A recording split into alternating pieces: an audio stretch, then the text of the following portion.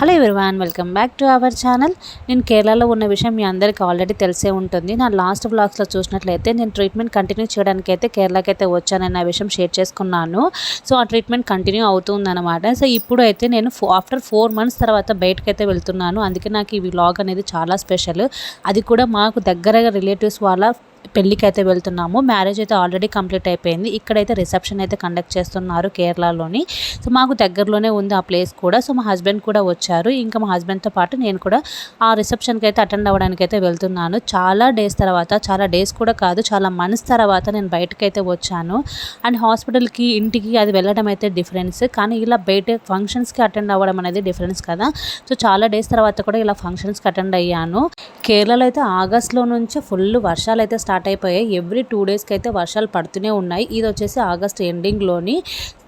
ఈ దారి మధ్యలోనే చర్చ్కి అయితే వెళ్దాము. చాలా డేస్ తర్వాత బయటికి వచ్చాను కదా అని అనుకున్నాను, బట్ కుదరలేదు. తర్వాత ఇక్కడ నుంచి మేము మా ఆంటీ వాళ్ళ ఇంటికి అయితే వెళ్ళాము. ఒక ఆంటీని చూడ్డానికి అయితే వెళ్ళాము. సో వాళ్ళకు కూడా కొంచెం హెల్త్ అయితే సబ్జెక్ట్ అయ్యింది. దాని గురించి అయితే చూసి పలకరించి వద్దామని చెప్పేసి కొంచెం ఎర్లీగానే అయితే బయలుదేరాము. బట్ చర్చ్ ప్లాన్ అయితే ఫెయిల్ అయిపోయింది. దారిలోనే చూసుకుంటూ అయితే వెళ్ళాల్సి వచ్చింది. ఇంకా వాళ్ళ ఇంటికి కూడా మేమైతే దగ్గరలోనైతే వచ్చేసాము. చాలాసేపు అయితే అక్కడ కూర్చున్నాము. ఒక 1 hour అలా కూర్చున్నాము, వెయిటింగ్ అయితే చేసాము. ఫంక్షన్ ఇక్కడ నైట్ టైమ్సే కదా రిసెప్షన్స్ అనేది కండక్ట్ చేసేది. అది కూడా అవుట్డోర్ ఫంక్షన్స్ అనేది మేము అక్కడికి వెళ్ళిన తర్వాత తెలిసింది. జనరల్గా అయితే ఫంక్షన్ హాల్లో తీసుకొని గ్రాండ్గా అయితే సెలబ్రేట్ చేస్తూ ఉంటారు. బట్ ఈ ఫంక్షన్ అయితే అవుట్డోర్ అయితే పెట్టారనమాట కంప్లీట్గాను. అది కూడా రెయినీ సీజన్ కదా, వర్షం ఎప్పుడు పడుతుందో కూడా తెలియదు. ఆల్రెడీ మార్నింగ్ ఫుల్ రెయిన్ అయితే పడింది. ఈవినింగ్కి కాస్త కూల్గా ఉంది. ఇంకా మేము అక్కడ ఆంటీ వాళ్ళ ఇంటి దగ్గర నుంచి ఫంక్షన్ హాల్కి అయితే బయలుదేరిపోయాము 1 hour తర్వాత. ఇదే ఫంక్షన్ హాల్. ఎంట్రన్స్ అయితే ఈ విధంగా ఉంటుంది. హౌసెస్ మధ్యలో నుంచి చిన్న గల్లీలాగా ఉంటుంది. దాంట్లో నుంచి లోపల నుంచి వెళ్తే అక్కడ ఫంక్షన్ హాల్ అయితే ఉంటుందన్నమాట. ఇది చాలా స్పెషల్గా ఉంది, ఎందుకంటే చుట్టూ అంతా కూడా గార్డెన్తోని ఫుల్ చెట్లు అయితే ఉన్నాయి. ఇంకా ఫంక్షన్ దగ్గర అయితే మేము రీచ్ అయిపోయి ఇక్కడ కార్ పార్కింగ్ కూడా కొంచెం డిఫికల్టీ అయ్యింది. అక్కడైతే ఏదోలాగా కార్ ఫిక్స్ చేసేసి తర్వాత ఇంకా మేము ఫంక్షన్లోకి అయితే వెళ్ళిపోయాము. ఎంట్రన్స్లో అయితే డెకరేషన్ అంతా ఈ విధంగా అయితే చేశారు. చాలా బాగా అనిపించింది. ఫుల్ లైటింగ్స్ తోటి. సో వెల్కమింగ్ బోర్డు, వాళ్ళ పేర్లు అవన్నీ కూడా అయితే మెన్షన్ చేశారు.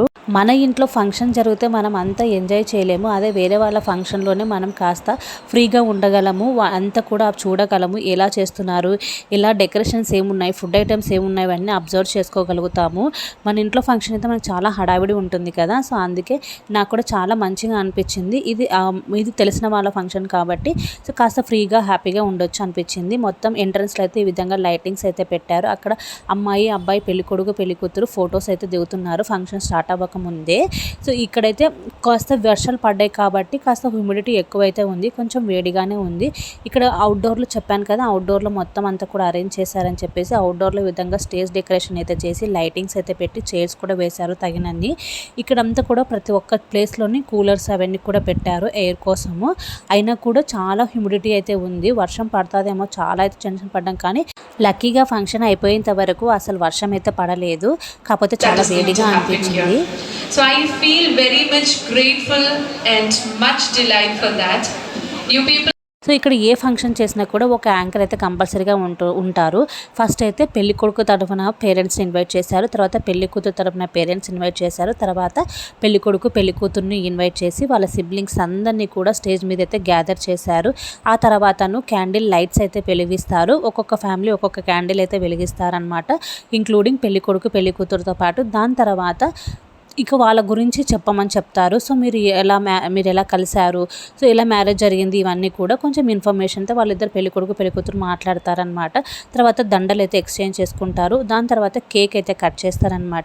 ఇక్కడ సింపుల్గా రిసెప్షన్ అయితే ఈ విధంగా అయితే జరిగింది. సో మొత్తం అన్ని ప్రాసెస్ అంతా కూడా స్టేజ్ మీద కంప్లీట్ అయిన తర్వాత ఇంకా డిన్నర్ వాళ్ళైతే ఫోటో సెషన్, అంటే ఫొటోస్ తీసుకునే వాళ్ళు ఫొటోస్ తీసుకుంటున్నారు, తినేవాళ్ళు తినడానికి అయితే వెళ్ళిపోయారు. ఫుడ్ కూడా చాలా బాగుంది. అంటే కేరళ ఫుడ్ ఐటమ్సే కదా, ఇక్కడ అంతా కూడా చాలా డిఫరెంట్గా ఉంటుందన్నమాట. అవన్నీ కూడా తీద్దాం అనుకున్నా కానీ బట్ కుదరలేకపోయింది. సో ఇదన్నమాట ఈ వ్లాగ్ మీకు ఎలా అనిపించిందో కమెంట్లో తప్పకుండా షేర్ చేసుకోండి. ఈ వీడియో నచ్చినట్లయితే లైక్ చేసి షేర్ చేసి ఛానల్ సబ్స్క్రైబ్ చేసుకోండి. మళ్ళీ నెక్స్ట్ కలుద్దాం. అంతవరకు bye bye. Thanks for watching.